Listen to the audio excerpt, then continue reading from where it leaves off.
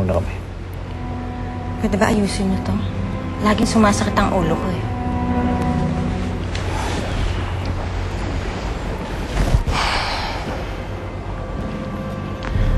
Siguro pinlano ito ni Ramon.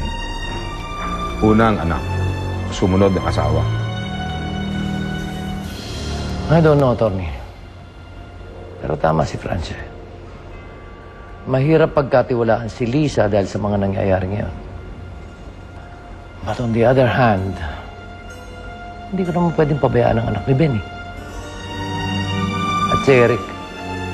Delikado si Eric kay Ramon. Don't worry. Ligtas si Eric. Nasa mabuti siyang kamay. Lisa, okay ka lang? Ang bata. Okay lang ako. Mabuti dumating ka.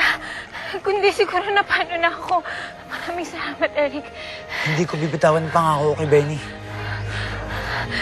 Maraming salamat. Halika na.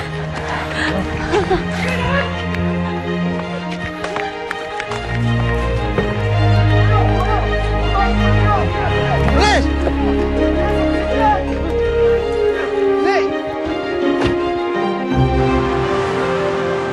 Talaga, senyora? Ligtas na si Lisa. Salamat. Walang magbabanggit sa kanya na dumaan ang nanay niya. Naintindihan niyo?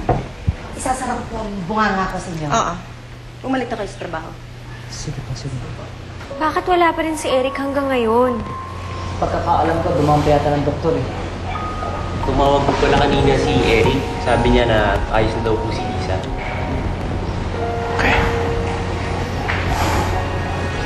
Eric! Eric, nag-aalala ako sa'yo. Ano bang kalokohan ang pinasok mo? Papahamak mo yung sarili mo para mailigtas si Lisa na yan? Ginawa ko lang ang dapat. Eh, paano nga kung napahamak ka? Isa nga sa amin, hindi mo ginagawa yun eh. Tapos dyan pa sa hindi mo kaano-ano. Maya, ginawa ko yung para kay Lisa. Tsaka wala siyang kasalanan. Ako, Maya, tama na. Sige na, ayun. ano lang kasi kapahamak ang ginagawa ng babaeng yan eh.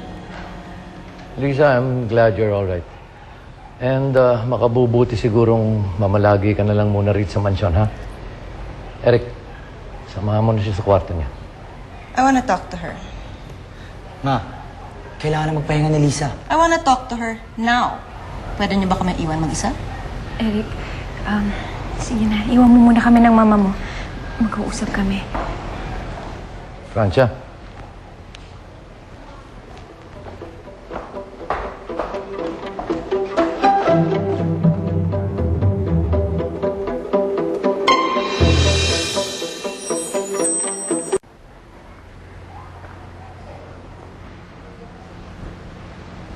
Ang katotohanan, Lisa. Gusto ko lang malaman ang katotohanan. Minahal ako ni Benny. Pinangako niya sa akin na papakasalan niya ako. Magkakaanak kami. Yun ang totoo.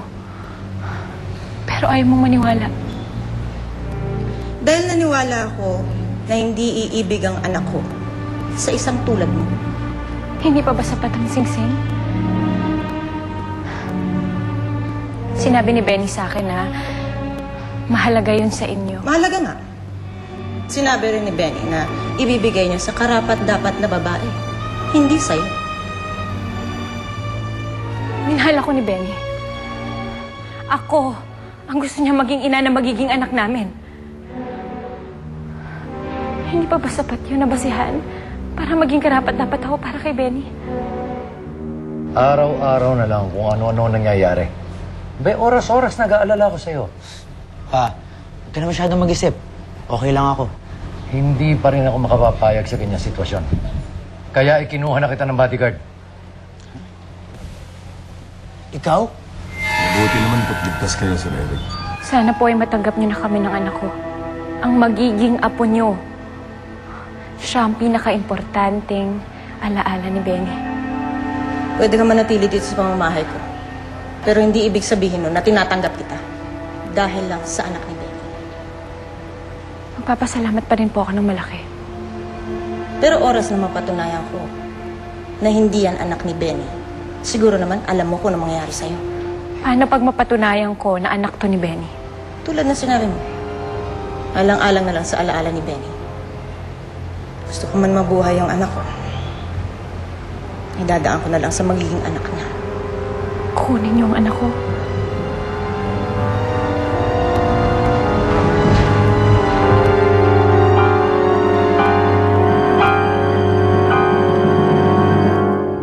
Hayop sila lahat. Hayop ang mga Valderrama. Anong ginawa ng mga Valderrama kay Cynthia? Ano? Para saan yan? Pamasahe. Para umuwi ka sa inyo. Teka, pinapauwi mo ko? Kung may konti ka pang respeto para sa sarili mo, yun ang dapat mong gawin. Alam mo naman eh, diba hindi ka matatanggap ng mga Valderrama? Lalong-lalo na si Doña Francia. Si Lisa ang magiging tulay natin para maadali natin si Tulibas. Pero itong tiyakin mo, Gardo, ha? Ayokong may masamang mangyayari sa anak ko si Eric. Kahit anong gawin ko, hindi talaga ako nila matanggap. Sumama ka sa akin.